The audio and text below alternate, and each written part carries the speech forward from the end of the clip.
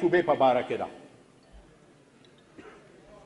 د هزارې صوبې اواز کله اوچت شو؟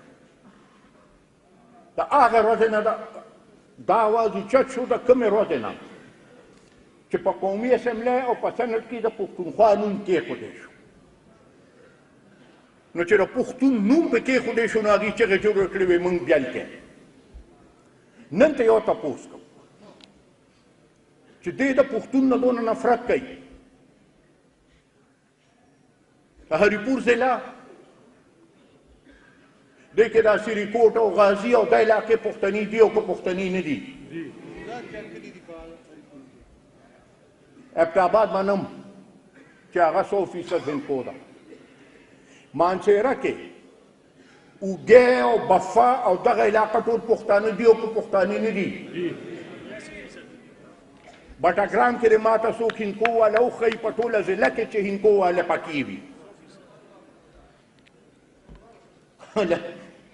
سو یو نیم کس پکې داسې دی چې هغوی پکې شانګله هم ځان سره شوه. دلته شانګلې والا مخامخ ناستې په ایمان دي وي چې په شانګله کې څومره هندکو والا دي.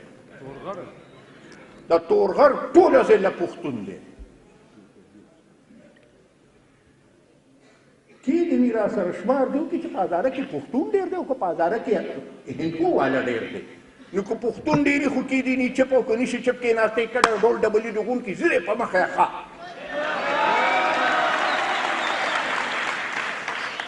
خو موږ د پښتنو خاوره نور تقسیمېدو ته په هېڅ قیمت نه یو تیار. دا یو خبره واضحه واوره. موږ بلکل خپله خاوره تقسیمېدو له نه ورکوو.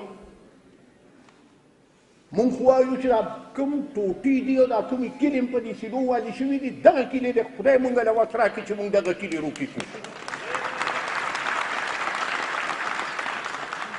دا یاران لا نه وې هغه ښځې وایي خاوند ته وایي ما لعنته جوړه کړه. هغه ورته زه د پوزې پرې کولو هغه ما اخېستی یم ته درنه کړه. دغه چل زمونږ دی. مونږ دا شتې کلي لر کوو هغه راپسې نوي کلي راوړي. که خیر یا بابا خواست کونډو کونډو پورې ورښکته شوی دی. دا لږ ډېر پاتې دی. دا به هم ورښکته شي کیسه به یې بېغمه وي.